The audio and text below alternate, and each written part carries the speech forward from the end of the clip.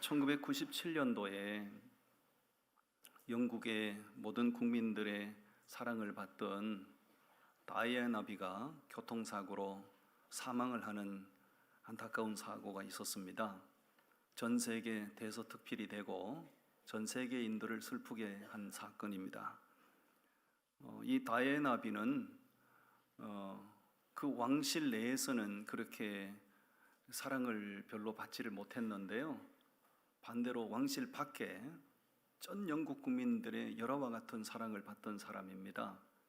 그러다 보니 이 다이애나 비의 그 일거수일투족이 그 파파라치들에게 추적의 대상이 되고, 어느 날 그 파파라치들의 추적을 피해서 과속으로 달려가다가 지하도에서 기둥을 들이받고 지하도에서 적사를 했어요.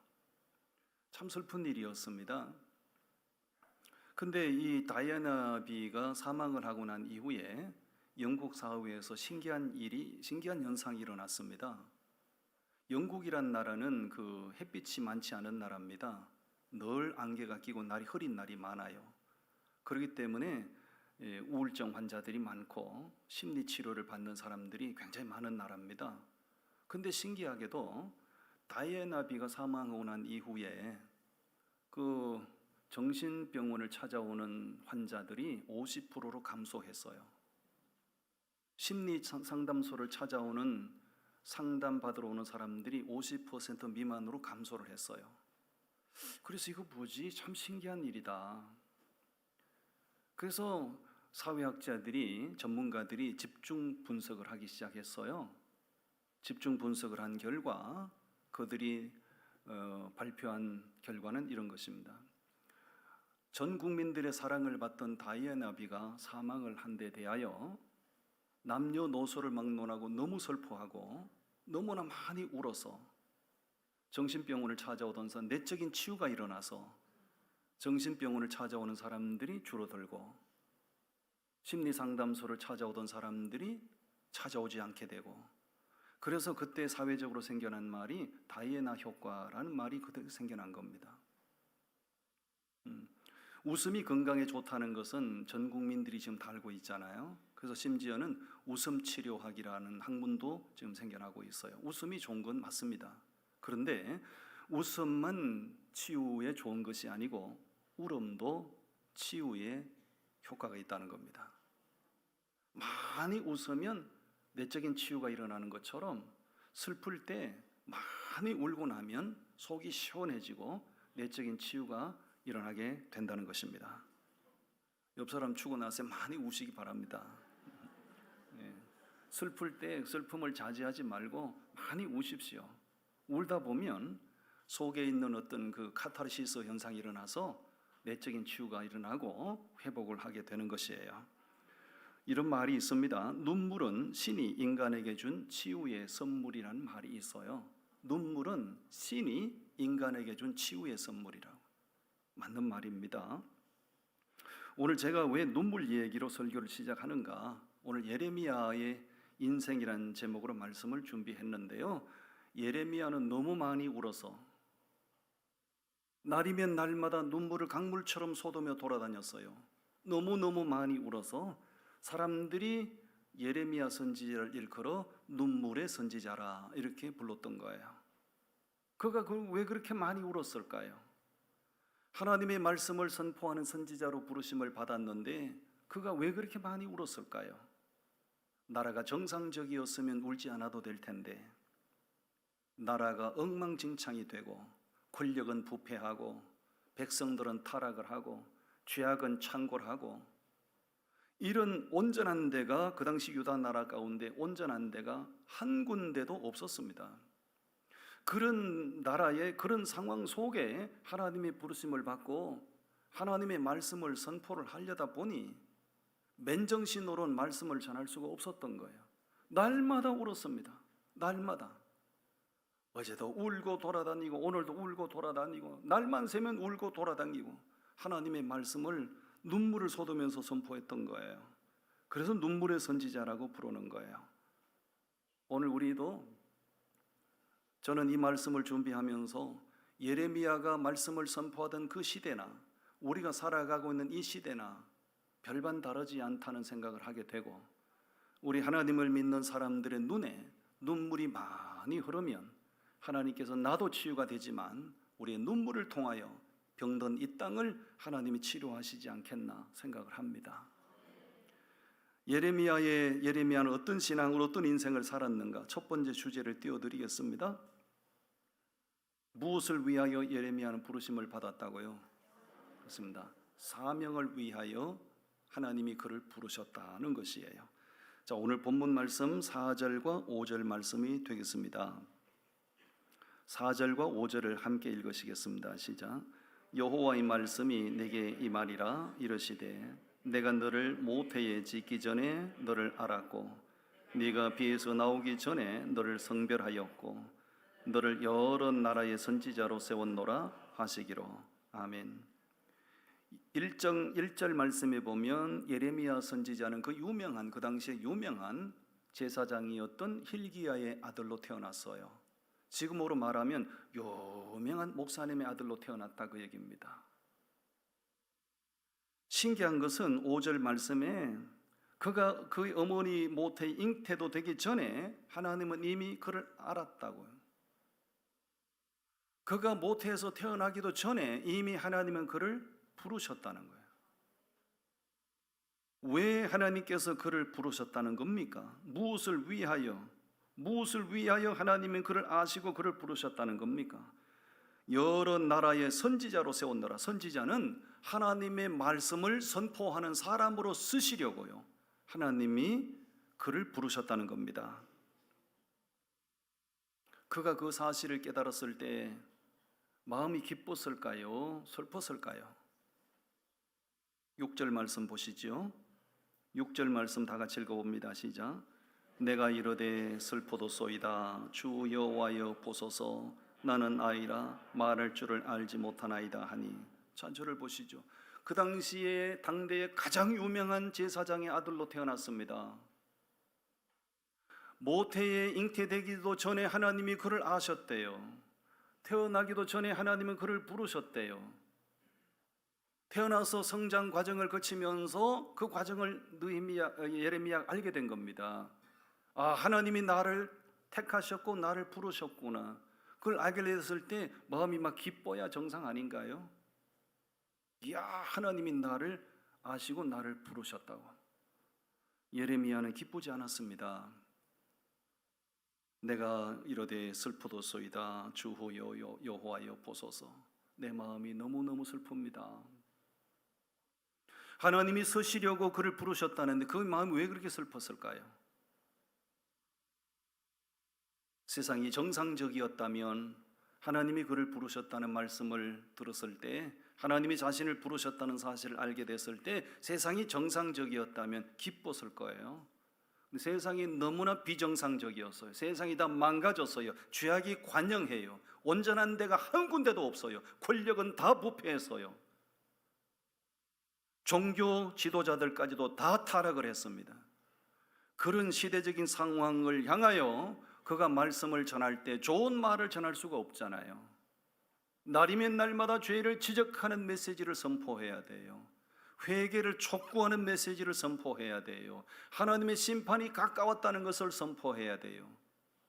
그 시대에 그 사명을 감당한다는 것이 너무너무 고통스러운 거예요. 그래서 예레미야의 마음이 슬펐던 거예요.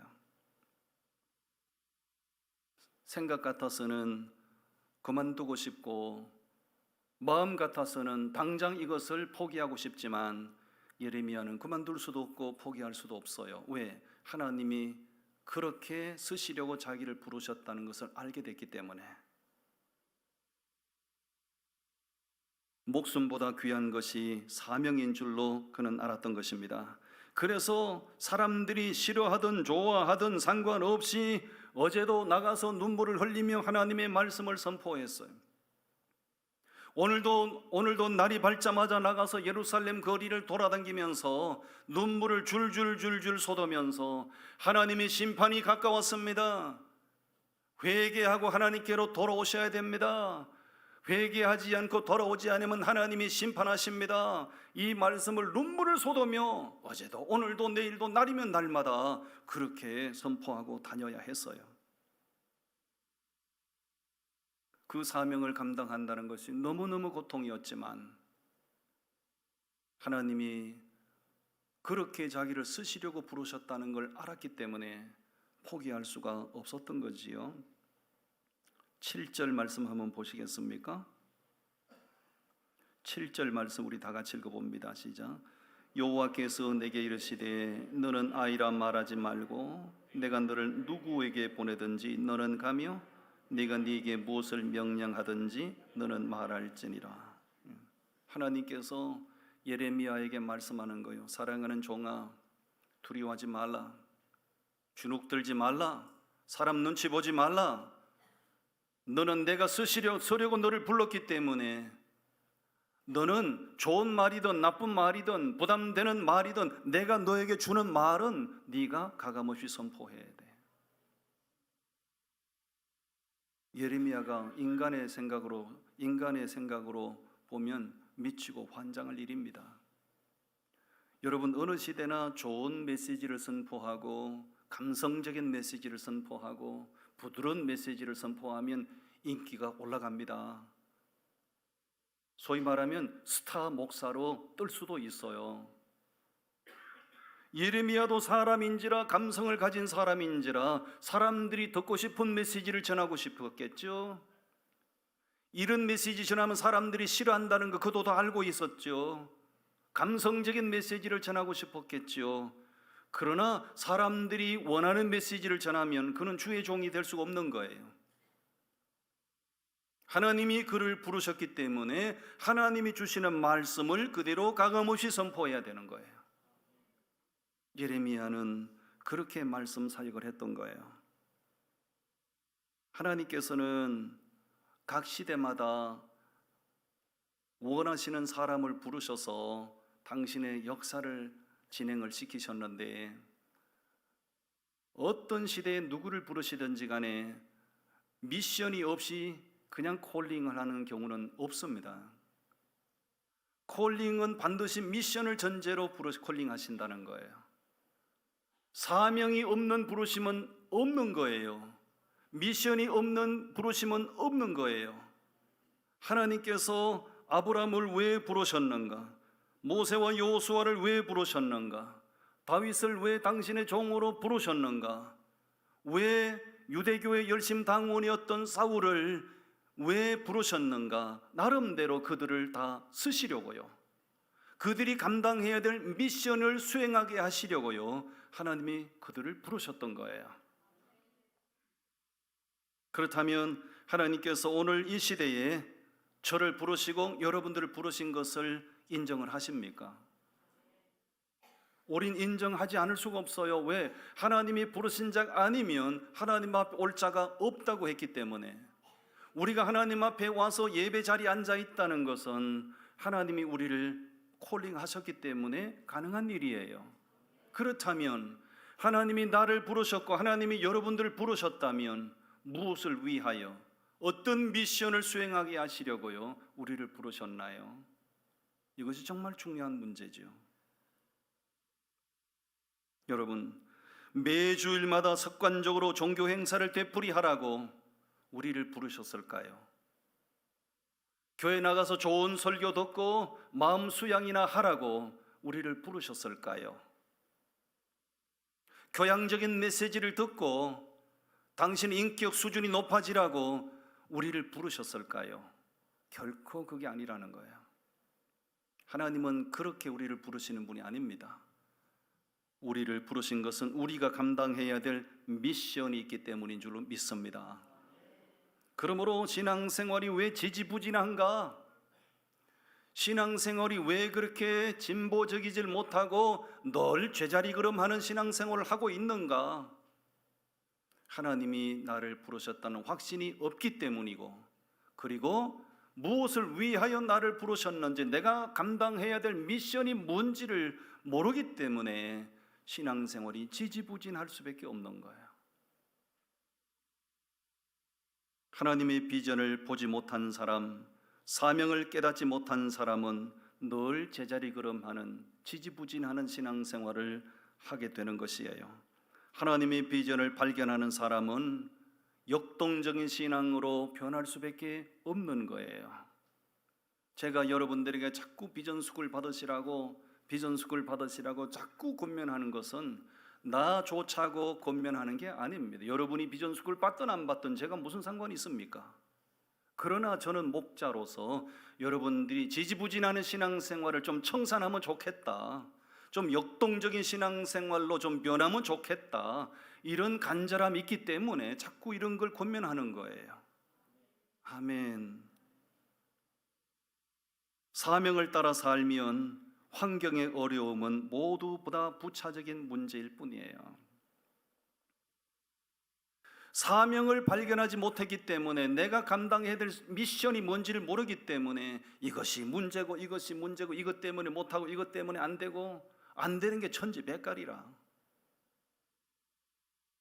신앙생활, 예수 이름으로 구원받고 천국을 지향한다면서 왜 그렇게 이유가 많고 왜 그렇게 변명이 많은가요? 사명을 발견하지 못했다는 거지요. 하나님이 나를 부르셨다는 콜링이 확실하지 않은 거예요.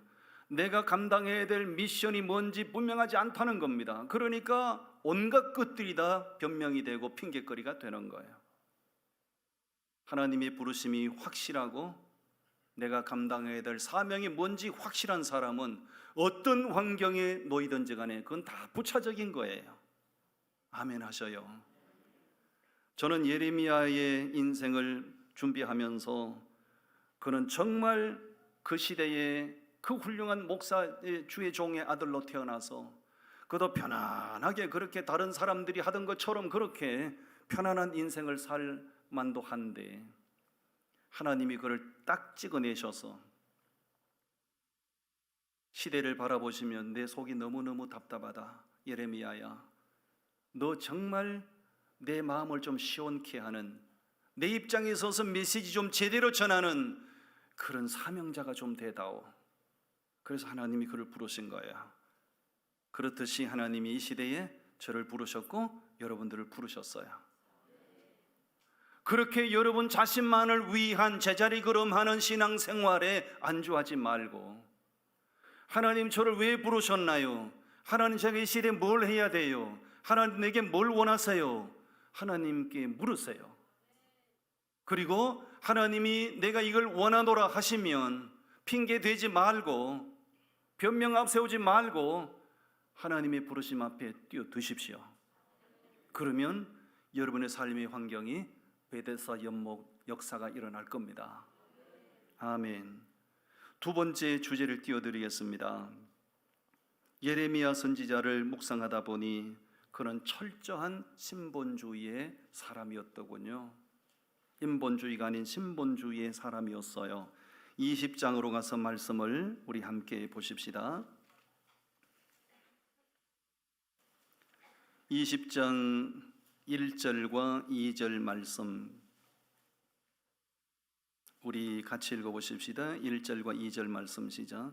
임멜의 아들 제사장 바서훌은 여호와의 성전의 총감독이라. 그가 예레미야의 이 일 예언함을 들은지라. 이에 바서훌이 선지자 예레미야를 때리고 여호와의 성전에 있는 베냐민 문 위층에 목에 씌우는 나무 고랑으로 채워 두었더니, 자 보십시오. 예레미야가 참 선지자이기 때문에 하나님의 편에 서서 메시지를 가감없이 말씀을 선포해요. 그러니까 그가 선포하는 말씀을 듣던 사람들 가운데 제일 경노했던 사람들이 종교 지도자들이었어요. 그 당시 유대교를 장악하고 있는 종교 권력을 다 장악했던 종교 지도자들, 타락한 종교 지도자들. 이 종교 지도자들 가운데 오늘 2절에 보면 바소울이라는 사람이 있었죠. 이 사람이 예레미야를 딱 붙들어서 때려요. 입 닥쳐. 우리로 말하면 주둥이 닥쳐. 네가 뭔데? 너만 선지자야? 너만 말씀을 전하는 선지자야? 다른 선지자들 다 그렇지 않잖아. 왜 너만 그렇게 기분 나쁜 메시지를 선포하는 거야? 주둥이 닥쳐, 입 닥쳐. 예레미야를 붙잡아서 때려요. 그리고 목에 칼을 씌워서 감옥에 가둬버려요. 여러분, 춘향전에 보시면 수청을 들지 않는다고 춘향이를 목에다가 칼을 채워가지고 감옥에 가두잖아요. 예레미야가 지금 그렇게 된 거예요. 예레미야가 뭘 잘못했습니까? 예레미야는 하나님의 편에 선 사람이에요. 하나님이 주시는 메시지를 받아서 그대로 전하는 것뿐이에요. 그런데 타락한 종교 지도자들이 너만 선지자야? 너만 왜 그렇게 기분 나쁜 메시지를 선포하는 거야? 너 왜 날이면 날마다 나라 망한다는 메시지 전하는 거야?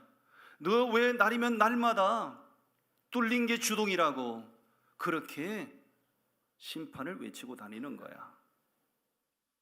예레미야를 잡아서 때리고 폭력을 행사하고 그에게 목에 칼을 채워서 감옥에 가둔 거지요. 예레미야가 부드러운 메시지를 전했다면 이런 일 안 당해도 되겠죠? 감성적인 메시지 전하고 다녔으면 인기가 높아졌겠죠? 예레미야 최고라고 그랬겠죠? 그렇지만 예레미야는 감성적인 메시지를 전할 수 없어요. 사람들의 눈높이에 맞춘 메시지를 전할 수가 없어요. 하나님의 부르심을 받은 선지자이기 때문에 하나님의 편에 서서 하나님이 주시는 말씀을 가감없이 전해야 돼요. 그게 참 선지자예요.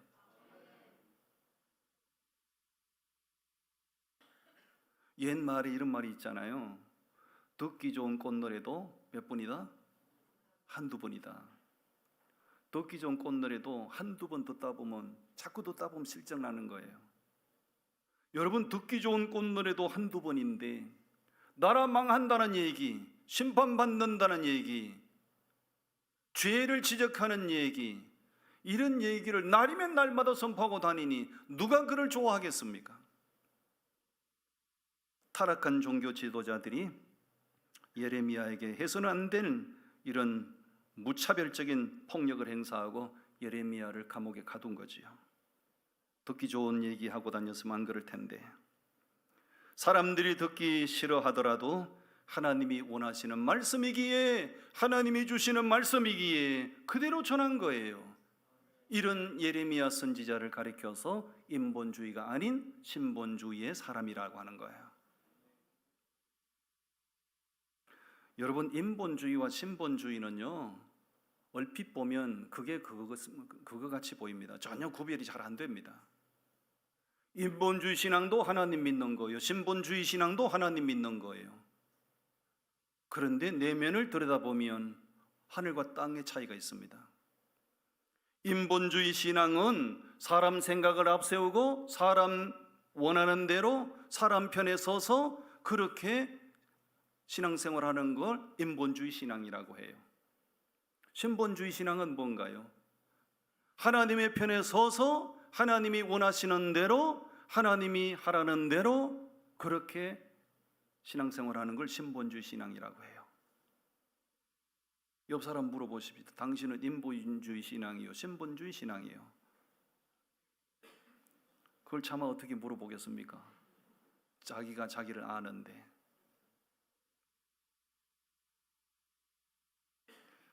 여러분, 신앙생활은요, 세상 여론이 아닙니다. 세상 여론이 대세를 이루고 언론에 도배를 한다 해서 그것이 우리 신앙생활의 기준이 될 수가 없어요.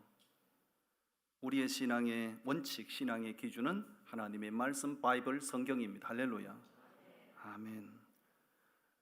아브라함 시대의 아브라함을 사람들이 이해를 못했을 거예요.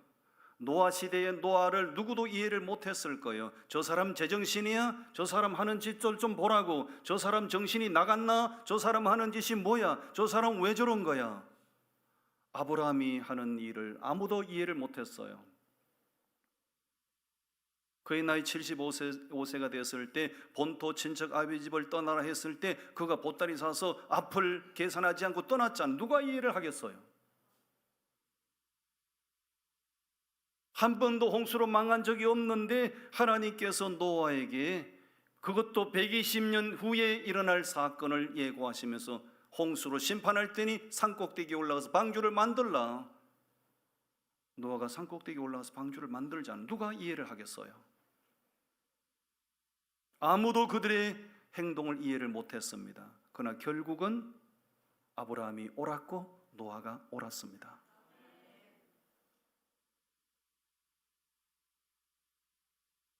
창세기 13장에 보면 아브라함의 조카 롯의 처신에 대해서 나와요. 아브라함과 조카 롯이 헤어지는 장면이 나오죠.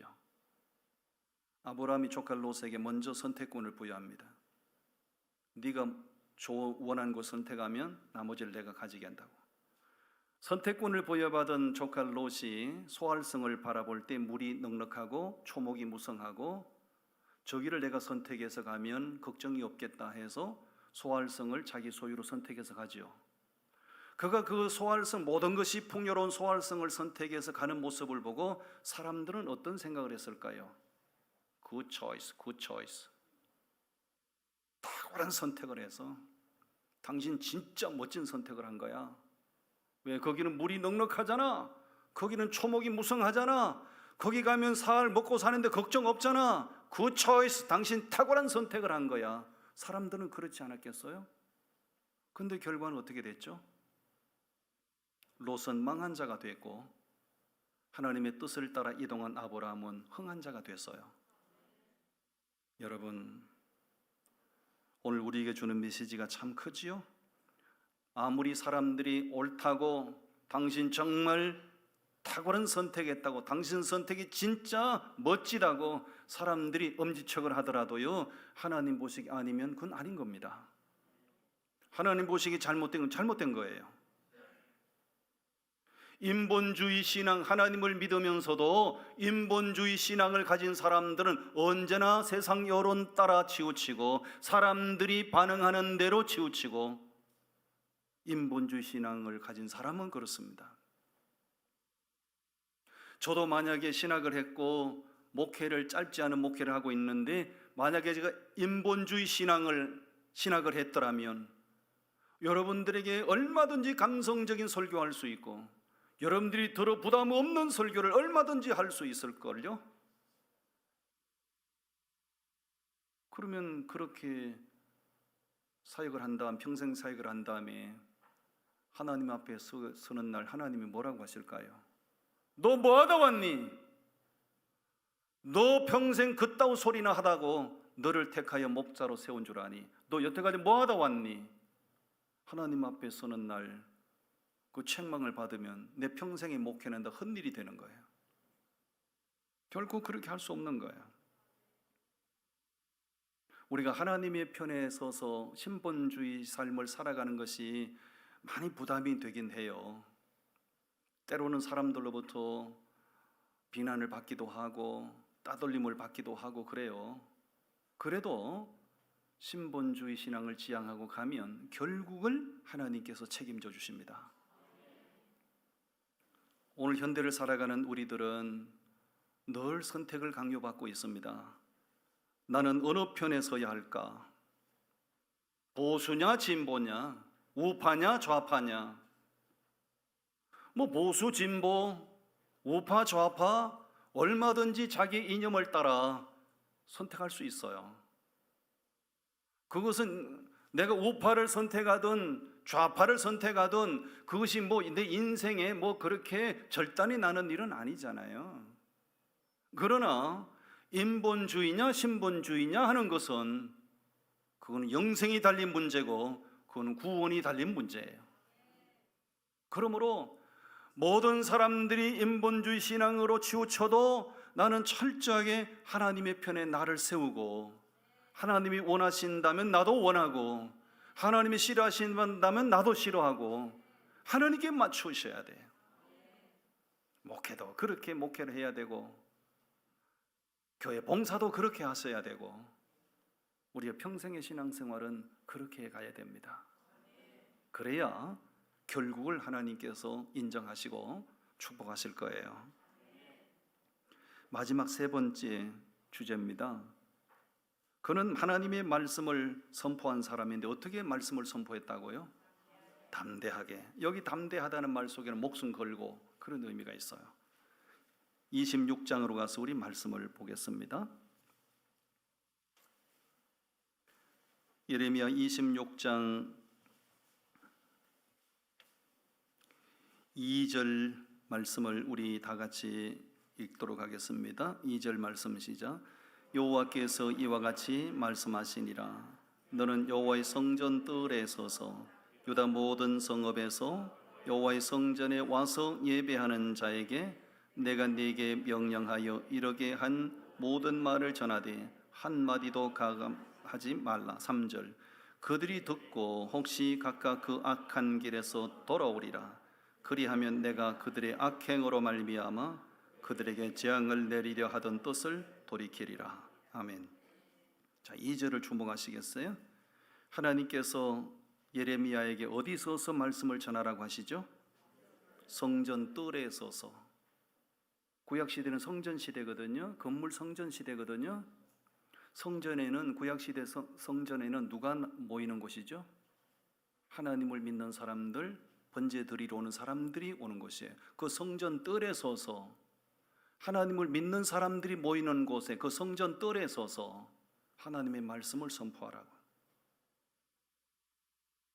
왜 그렇게 하라고 하는 거죠? 3절 말씀에 뭐라고 돼 있죠? 네가 선포하는 그 말씀을 듣고 각각 그 악한 길에서 돌아오는 사람이 있다면 그는 구원받을 거다. 그럼 이 말씀의 의미가 뭐예요? 구약 시대에 너도 나도 다 하나님을 믿는 사람들이 안식일이 되고 절기가 되면 다 성전에 번제 드리러 왔는데 그들의 삶의 현장에서 살아가는 그들의 삶의 모습은 악행으로 가득했다는 거 아니에요? 세상 타락한 삶을 살아가는 사람들과 전혀 다르지 않는 부패할 대로 부패한 삶을 살고 있었다는 거 아니에요? 그러면서도 안식일이 되면 버젓이 번제 드리러 오고 절기가 돌아오면 버젓이 번제 드리러 오고 그런 백성들의 모습을 하나님이 보시다가 속이 미어지는 겁니다. 그래서 예레미야야, 내가 이 백성들을 도저히 그냥 볼 수가 없구나. 성전 뜰에 서서 내게 번제 드리러 오는 저 사람들을 향하여 악행을 지적하라, 죄를 책망하라, 심판을 경고하라.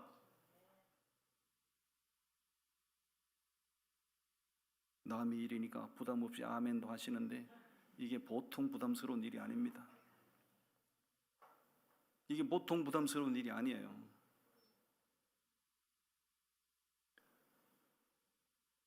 하나님을 믿지 않는 사람들을 향하여 메시지 전하라고 한 게 아니에요. 하나님을 믿고 버젓이 자기들 생각에 정상적인 신앙생활을 하고 있다는 생각에 빠져있는 그 사람들을 향하여 죄를 지적하라, 악행을 책망하라, 심판을 경고하라. 얼마나 부담스러웠을까요? 그럼 그 당시에 유다 백성들이 왜 그런 삶을 살았을까요? 하나님을 믿는다 하면서도 왜 그렇게 망가진 삶을 살았을까요? 하나님의 말씀이 기준되지 못하고 자기들의 생각이 기준되는 신앙생활을 했기 때문에 그런 거예요. 자기들의 생각, 세상 여론, 사람들의 생각, 이런 것들을 의지하고 이런 것들이 기대서 신앙생활하다 보니 처음에는 조금씩 타협했겠죠. 조금씩 타협하는 것들이 반복되다 보니 마침내 그들의 삶이 하나님께서 완전히 멀어지고 완전히 타락하고 부패한 신앙생활을 했던 거예요. 8절로 가서 한번 읽어보시겠습니까? 26장 8절 말씀 우리 다 같이 읽어요. 시작. 예레미야가 여호와께서 명령하신 말씀을 모든 백성에게 전하기를 마침에 제사장들과 선지자들과 모든 백성이 그를 붙잡고 이르되 네가 반드시 죽어야 하리라. 자, 예레미야가 성전 뜰에 서서 번제 드리러 오는 사람들을 향하여 막 비수 같은 말씀을 선포하니까요, 예레미야가 말씀을 전하고 내려오니까요, 예레미야 멱살을 딱 붙잡는 거예요. 네 죽을래? 네 주둥이 닥쳐. 여기가 어디라고 네 감히 떠들고 있는 거야? 여기 지금 누가 모이는 데인 줄 네가 알고 지금 그따위 소리 하는 거야. 네 죽을래? 예레미야를 협박하는 거예요. 네 죽인다고 협박하는 거예요. 누가 예레미야를 붙들고 누가 그렇게 협박했다는 거죠? 8절에서 제사장들과 선지자들이 그를 붙들고 협박을 하는 거예요. 제사장들, 선지자들은 뭐 하는 사람들인가요? 제사를 집례하는 주의 종들이었어요. 선지자들은 뭐 하는 사람들이에요? 하나님의 말씀을 선포하는 사람들이에요. 전부 다 가짜였다는 거죠. 전부 다 거짓 선지자들이었다는 거죠. 예레미야는 달라도 너무 달랐어요. 12절 말씀 보시겠습니까? 12절 말씀을 읽어봅니다. 시작. 예레미야가 모든 고관과 백성에게 말하여 이르되 여호와께서 나를 보내사 너희가 들은 바 모든 말로 이 성전과 이 성을 향하여 예언하게 하셨느니라. 예레미야가 기죽지 않아요. 당신들이 나를 죽인다 위협해도, 당신들이 나를 미운 털로 여길지라도, 당신들이 나를 협박할지라도 나는 내 생각을 전한 것이 아니고 하나님이 나를 부르셨고 하나님이 주시는 말씀을 나는 당신들에게 선포한 것뿐이야. 들을 귀 있는 자는 들을지어다. 예레미야는 담대했어요. 예레미야는 하나님의 말씀 앞에 담대했어요. 주의 종은 말씀 전하는 사람이거든요. 1대1로 사람들을 대할 때는 한없이 부드러워야 되고 언제나 겸손해야 되고 언제나 낮아져야 되지만 강단에서 하나님의 말씀을 전할 때는 담대해야 됩니다. 사람 눈치 보고 할 말 못하면 주의 종 때려치워야죠. 이 메시지를, 이 설교하면 사람들이 기분 나쁠까 봐, 사람들이 시험 들까 봐 걱정된다면 주의 종 하지 말아야죠. 사람들이 듣기 싫어도 하나님이 원하는 말씀은 전해야 됩니다. 말씀 앞에는 타협이 없어야 되는 거예요. 저는 신학교를 1981년도에 신학교를 들어갔어요. 신학교를 들어갔더니 매주 목요일이 되면요 너무너무 싫었어요. 목요일이 되면 너무너무 싫었어요. 누가 목요일을 만들었나? 월화수금으로 가면 좋겠다. 목요일은 없으면 좋겠다. 왜냐하면 매주 목요일이 되면 오전 수업을 마치면 신학생들이 5명씩 팀을 짜가지고 노방전도를 가야 돼요. 노방전도도 이런 뒷골목 살아인 적이 없는 데를 가면 얼마나 좋겠나마는. 꼭 교수님, 그 당시 미국 선교사님이 담당 교수님이셨는데 제비 뽑기를 해가지고 5명씩 일개조로 짜가지고 제비 뽑기를 해가지고 보내는 데가 서울역 광장, 강남 고속터미널, 영등포 역전 이런 데를 보내는 거예요. 나는 숫기가 없어가 사람 울렁증이 심했습니다. 너무너무 내 성격이라서 그 5명이 가면 이제 그 광장 한기통에 전부 다 무릎을 쫙 꿇고 앉아가지고 우리 전도하러 왔으니, 복음 전하러 왔으니 5명이 다 엎어져 가지고 통성으로 기도합니다. 그래서 통성 기도가 끝나면 이제 한 사람이 스피커 마이크를 딱 들어요. 그러면서 막 지나가는 행인들을 향하여 복음을 선포하는 거예요. 오늘도 어디를 그렇게 바쁘게 가십니까? 여러분 어디로 가십니까? 인생의 종착지는 지옥과 천국 둘 중에 하나인데 야 선배들 보니까 잘 떠들더라고요. 너무나 언변이 유창한 거예요. 나는 이게 신참 신학교 1학년이 돼가지고요 안 해보던 일을 하려니까 내 식미 안 맞는 거예요. 너무너무 울렁증이 들고 그렇게 1시간 동안 돌아가면서 복음을 전도를 하는데 마이크 잡이가 한 사람만 계속 마이크를 잡는 게 아니라 10분 단위로 돌아가면서 마이크를 잡아야 돼. 내 차례가 되면 완전히 이게 뭐 내가 몸 안에 있는지 몸 밖에 있는지를 몰라요. 1시간 동안 그렇게 전도를 하다 보면 좋아하라 하는 사람 아무도 없고요, 칭찬하는 사람, 격려하는 사람 거의 없고요, 그냥 막 비난이 쏟아지고 어떤 사람 와서 협박하기도 하고 주둥이 닥쳐라 입 닥쳐라 막 위협하는 사람도 있고요, 그냥 쫓겨나기도 하고요. 지금 생각해보니 하나님께서 대중들 울렁증이 심한 나를 그런 환경에 집어넣어 가지고 하나님께서 그렇게 훈련을 시켰다고 생각을 해요. 그렇게 쫓겨나고 그렇게 협박을 당하고 그렇게 비난을 받고 그러면서도 신기한 거는 1시간 동안 그 노방전도 사역을 하고 나면 내 속에서 샘솟는 기쁨이 있었어요.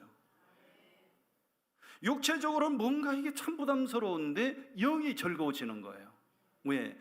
내가 원하는 일이 아니고 하나님이 원하는 일을 했다는 거예요.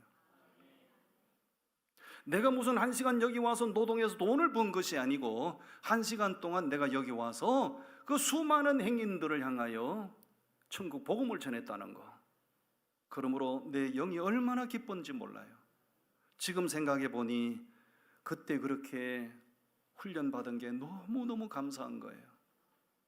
예레미야에 대해서 말씀을 준비하면서 그 생각이 문득 나는 거예요. 예레미야가 뭘 잘못했습니까? 자기가 선지자 되겠다고 한 사람도 아닙니다. 하나님이 지명하여 그를 부르셨어요. 얼마든지 사람들이 듣기 좋아하는 부드러운 설교할 수 있을 텐데 하나님이 주시는 말씀을 가감없이 선포하다 보니 비난이 쏟아집니다. 협박이 쏟아집니다. 공격이 들어옵니다. 핍박이 들어옵니다. 예? 여러분 생각해 보세요. 목에 칼을 차고 감옥에 가두고 전부 다 볼 수 없지만 예레미야서 전체 읽어보면요, 얻어맞고 채찍에 맞고 감옥에 갇히기를 한두 번이 아닙니다. 오늘 저와 여러분들은 다른 건 다 몰라도요, 하나님의 말씀, 복음에 대해서는 담대하셔야 돼요. 왜? 복음은 생명이니까요. 아멘. 강단에서는 하나님의 말씀이 정확하게 선포돼야 돼요. 그래야 들을 귀 있는 자가 듣고 살아납니다. 아멘. 기도하겠습니다.